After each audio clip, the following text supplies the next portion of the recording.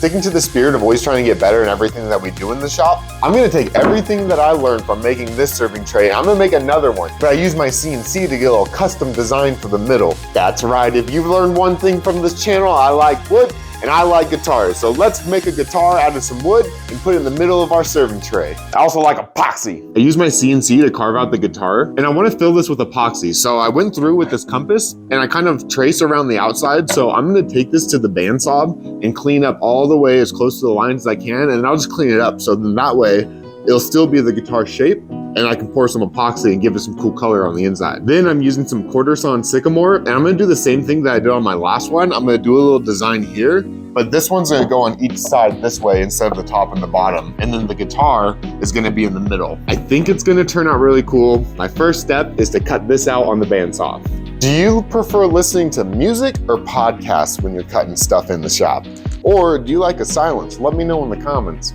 I alternate based on my mood, but right now I'm gonna listen to a podcast.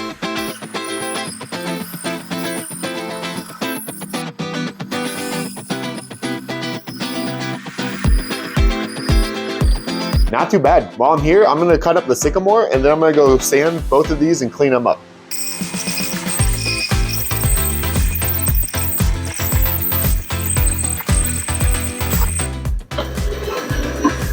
Got our border cut out, gonna clean this up. Got the guitar cut out, I'm gonna clean this up. Now that the boring part's done, we get to mix up our epoxy. The color plan for this is gold epoxy inside the guitar. Then I want this cool silver ash epoxy to be kind of on like around the outside of the guitar. Then we're gonna go with the wine red on the outside. And I'm gonna remember to swirl the epoxy this time. So I think it's gonna turn out really cool. Let's start mixing.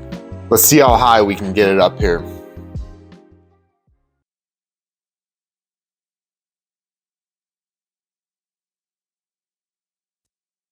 Oh, I'm all the way up.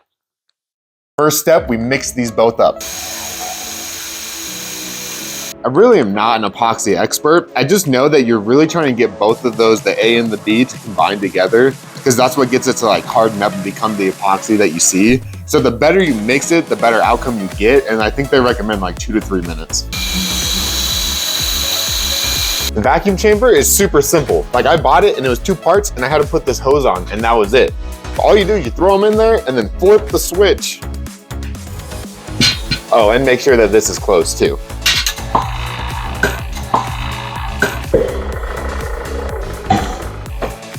I forgot to cut off. And then you just stare at it until it looks good. I'm just kidding, you don't have to stare, but you're gonna. Hold up, I'm done. We forgot to put the colors in. Literally, I was about to suck out all the bubbles and then I was gonna put more bubbles in. So let's go ahead and put the colors in and then we'll go back to the vacuum chamber. Same process. Got our epoxies out of the vacuum chamber. I decided I'm gonna wait and do the gold after I get this to set, or at least when it starts getting a little harder so I can remove these and the car won't move. So I'm going the dark epoxy around the guitar and then the red epoxy around the outside.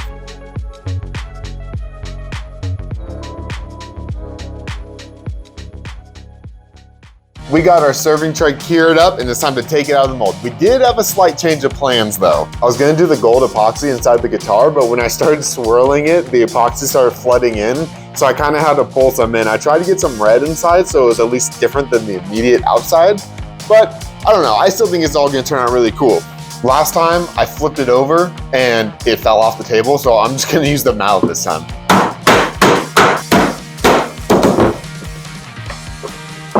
That's not bad. I'm gonna go through, I'm gonna clean up the edges on the miter saw and then sand it up to get it perfectly flat, and then we'll move on to the next step. Where am I getting? That is the next step.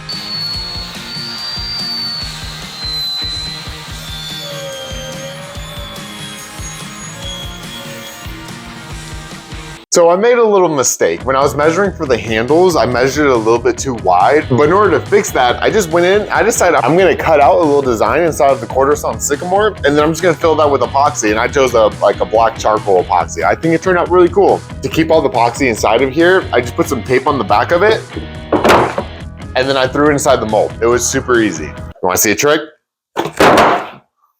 Magic. So my next step, I'm gonna clean up the epoxy that I did, then I'm gonna come through with a top coat epoxy for the finish.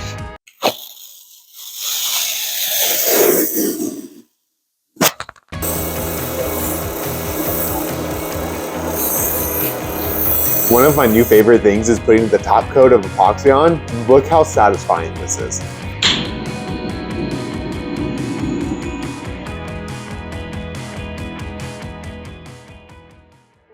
It has been 2 days since I saw you last on this video, and we have a fully cured, ready to go serving tray.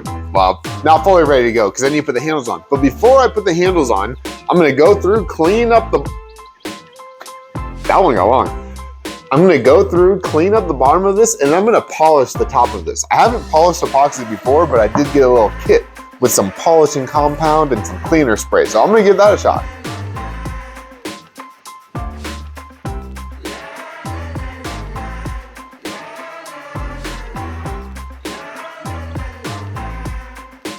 Smarter, not harder. We got the back all done up and now it's time to polish. I don't know what I'm doing. I know that this says step 1, this says step 2, so I'm gonna read the instructions and we'll walk you through it. Okay, step 1 says to put this on and buff it. Step 2 says to spray it on and wipe it off. Very complicated, let's see if we can do it.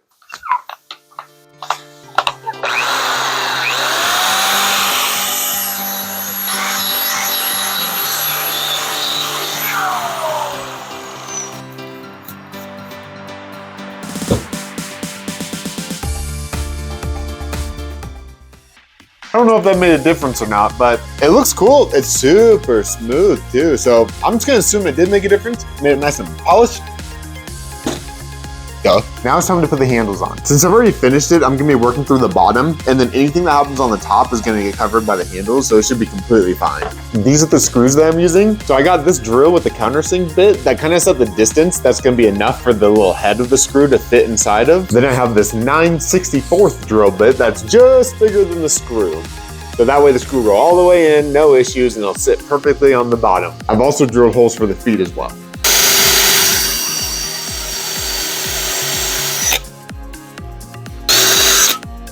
The measurements are right, this should fit right inside. Perfect. What's nice about this drill bit is it gives me another pilot hole for this drill bit.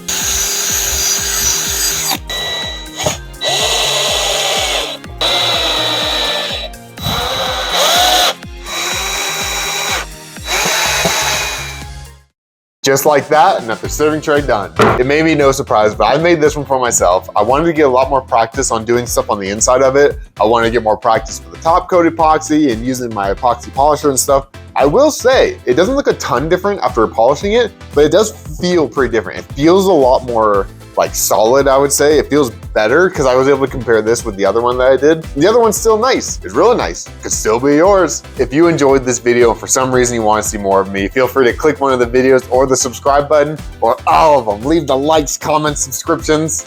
I appreciate you guys. Take care and I'll see you in the next one. But this one, it feels a lot, I don't know, it feels better. I like it more. So I definitely will be going through the polishing stuff, even on that top coat. I wasn't sure because I thought the top coat was just you do it and you're done.